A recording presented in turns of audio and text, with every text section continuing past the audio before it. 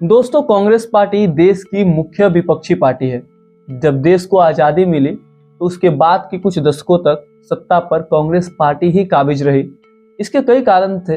नेहरू जैसे करिश्माई नेता इसमें थे, सरदार वल्लभ भाई पटेल कांग्रेस से जुड़े हुए थे। इसके अलावा भी जो प्रमुख कारण था जिसने कांग्रेस को इतनी पॉपुलैरिटी दिलाई, वो है कि कांग्रेस पार्टी को आज़ादी की विरासत हासिल थी। बहरहाल आज यानी 2024 में कांग्रेस अपने इतिहास के सबसे बुरे दौर से गुजर रही है।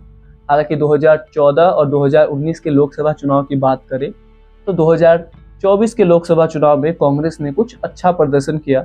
सीटों के लिहाज से कांग्रेस 100 सीटों पर है और कांग्रेस के जो सबसे बड़े और पॉपुलर लीडर यानी राहुल गांधी है, वो सदन में LOP यानी लीडर ऑफ ऑपोजिशन भी बन गए हैं। आपको बता दें कि पिछले 10 साल में भारत में लीडर ऑफ ऑपोजिशन का जो पोस्ट है वो खाली था, क्योंकि किसी भी पार्टी को इतनी सीटें नहीं मिली थी कि सदन में कोई मुख्य विपक्षी दल का जो नेता है। सवाल है कि हम आपको क्यों कांग्रेस पार्टी के बारे में बता रहे हैं। दोस्तों, दरअसल कांग्रेस पार्टी महात्मा गांधी के नाम पर एक यात्रा शुरू करने जा रही है। कि यात्रा का नाम सुनकर ही आपके मन में भारत जोड़ो यात्रा आता है, जिसने राहुल गांधी को काफी ज्यादा इलेक्शन में फायदा दिलाया।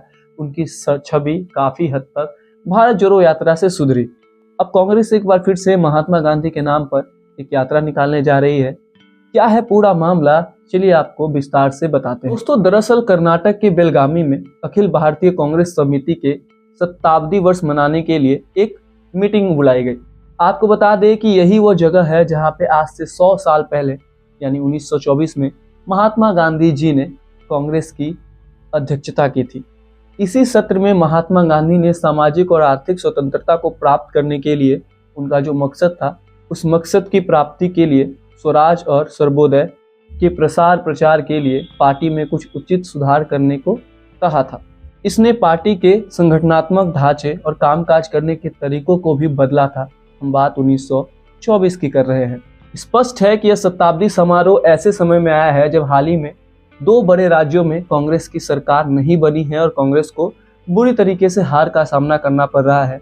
जी हाँ, आप सही सोच रहे हैं, हम हरियाणा और महाराष्ट्र की बात कर रहे हैं। दोनों ही राज्यों के विधानसभा चुनाव में कांग्रेस पार्टी की बुरी हार हुई है। हालांकि महाराष्ट्र में कांग्रेस का प्रदर्शन काफी ज्यादा निराश करने वाला है। कि आपको बता दें कि राजनीतिक टिप्पणीकार आनंद सहाय ने एक बड़ी अच्छी बात बोली। उन्होंने कहा कि कांग्रेस पार्टी की हालत ठीक टीम इंडिया के क्रिकेट टीम जैसी है, जहां पे केवल 2-3 बल्लेबाज काफी अच्छे हैं और 1-2 गेंदबाज ही बस है जो पूरी तरीके से काम करते हैं। बाकी पूरा टीम अच्छा नहीं है। आप समझ रहे होंगे हमारा इशारा इस ओर है, क्योंकि कांग्रेस का संगठन सही मायनों में काफी कमजोर दिखता है अपने विपक्ष यानी बीजेपी के मुकाबले।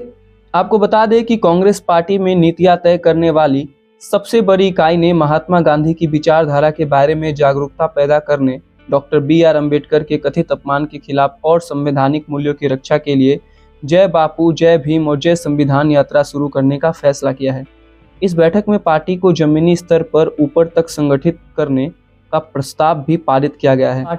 बैठक में पार्टी के वरिष्ठ नेता राहुल गांधी ने कहा कि लोगों को यह बताने की जरूरत है कि कैसे सरकार के दबाव में आकर चुनाव आयोग काम कर रही है।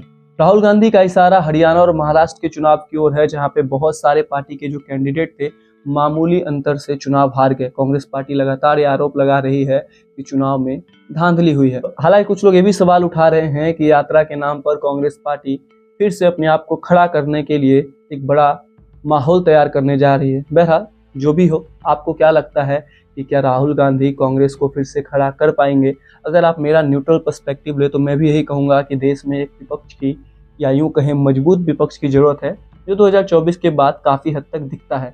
बहरहाल आप इस पर क्या सोचते हैं कमेंट्स में जरूर बताइएगा। अगर आपको हमारे वीडियोस पसंद आते हैं हमारे चैनल को सब्सक्राइब कीजिए। आपका बहुत बहुत शुक्रिया।